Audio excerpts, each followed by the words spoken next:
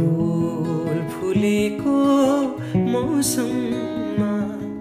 यो साँझको शीतल वातावरणमा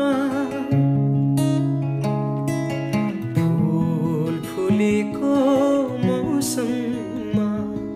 यो साँझको शीतल वातावरणमा यो मनलाई कसरी सम्हालौँ म नपी बेहोस भएमा